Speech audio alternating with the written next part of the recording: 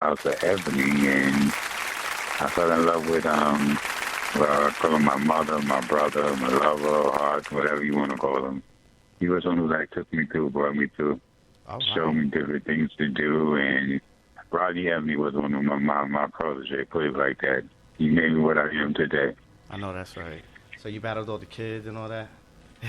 Yes, loved it. I know that's I mean, right. I wasn't like, one of them people who like get up in your face and tell I'm going to get you and all this.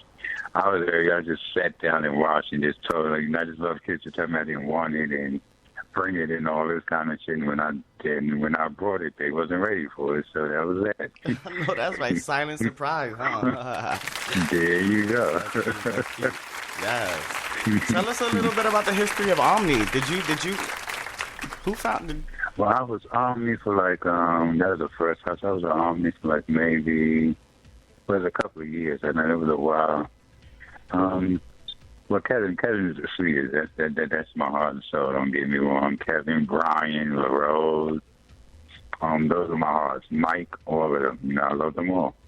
I know that's right. And it was like teaching me different things, and I was like, well, really, I was like learning and asking questions and trying to figure out things and trying to, just figure out the lifestyle of just how it was going and what was happening and so forth and so on. So it was basically like that.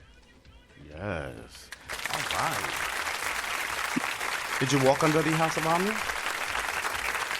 Yeah, I did. As a matter of fact, I walked Pretty Boy, Realness, and Old Way. All right. It's a hot category. You know that everybody's trying to get into it, I see, but most of them don't ever want it. I just look at them kids and laugh. Like, oh, that's the whole way. Okay, whatever. Yes. Down. All right. How many trophies did you snatch under Omni? Well, Omni, maybe 3, 4. Yes. Yeah, about 3 or 4, maybe. Yeah, about 3 or 4 at the most. Yeah, Ebony is when I started like becoming known. When I became Ebony, Omni, I was like in the background. Put it like that. When I became an Ebony, then everything opened up. So. Wow. What year did you become an Ebony? Because of Rodney. I think Rodney, because I was hanging with him, and Rodney, Rodney was known as the diva from Old Way. So. All right. Rodney and Stevie, back in the days of Rodney and Stevie. So I was hanging with both of them. They were both my friends. So I think that's how I became known, and it was teaching me like different things and different steps and different eras. So I learned a lot from them. Just watching them two battle. What years were this? Did these? In the 80s. It was in the 80s. The 80s, yes, the wonderful 80s. Yes, the 80s. There you go. And then I became Essence in the 90s. 93, I decided to start my own. I mean, don't get me wrong, I love Ebony. I'm always going to be an Ebony, any way you put it. That's my life, that's my heart and soul. Shout out to the Ebonies, by the way. Yeah, I love that. So, yeah. I'm going to always be an Ebony, so I decided to make my own because I wanted to start my own group. So I did it. I just right before I got the House of Essence going. Yes. So now that you started the House of Ebony, I think we skipped a whole bunch of stuff. I want to talk about, the trophies and, the balls that you walked under Ebony, who you used to walk against, stuff like that. Oh, it was different kids. It was like so long ago. It was different kids. Right. Anybody who thought they was somebody and wanted it, they just came for me. That's all to it. And I sat their asses down and kept on going. So. Okay. So you opened up the House of Essence, right? And now, tell us the history about the House of Essence. How did that come about? Well, I was just thinking about it one day. I said, well, since I'm a Ebony, I should do another house to make it Essence, but it's not pronounced the same way. It's not ESSENC, it's ESSAN. It's like Essence, put it like that. Okay, Essence. Shout out to Essence. And it's the home of the American beauties and American bodies and Our main goal is to get back on top and stay on top.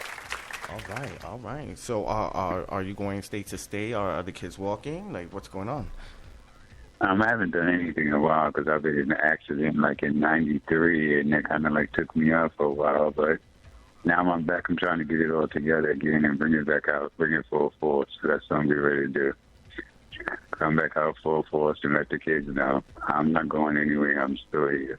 I know that's right. All right. FUQUAN ESSENCE. Thanks for letting me know that. Yeah. I was pronouncing it wrong the whole time. Damn.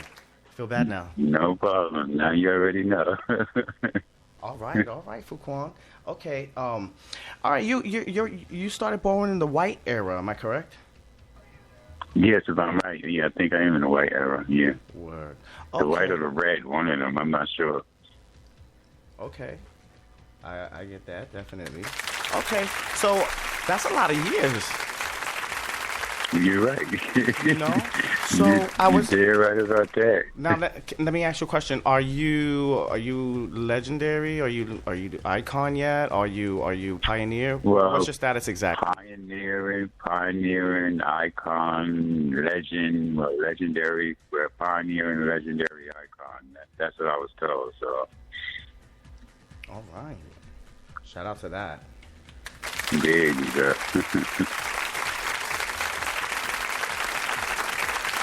What year were you deemed? What year was that? What? What year were you deemed icon? I'm not even sure. It had to be probably 90s, maybe late 80s, early 90s, or maybe mid 90s. I'm not even sure. All right. Okay, you're legendary also as well for walking pop, dip, and spin old way, right? Yes, yeah. Let's talk about your categories. That's right. Let's get into that. Tell us a little bit about how you started voguing. Well, I seen them doing it. I said I want to learn that, and I just started doing it, and I caught onto it. Then I met up with Rodney and Stevie, and they brought me into it. So that was that. Rodney and Stevie were who brought it out of me. Because I was just learning it, and I was like looking at different kids and watching them and doing different steps and different poses, and just sitting back and observing everything, and I kind of like caught on it, and I just perfected it to my own way. All right. Especially with watching Rodney and Stevie. Those are the two who really like got me going, because they was like, the shit they was doing, I couldn't understand. I couldn't believe it. So I was like, wow.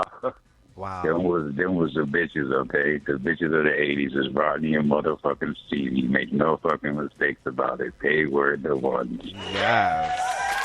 I know that's right. Shout out to them. So tell us a little bit about your first the first time you walked the ball. How was it for you?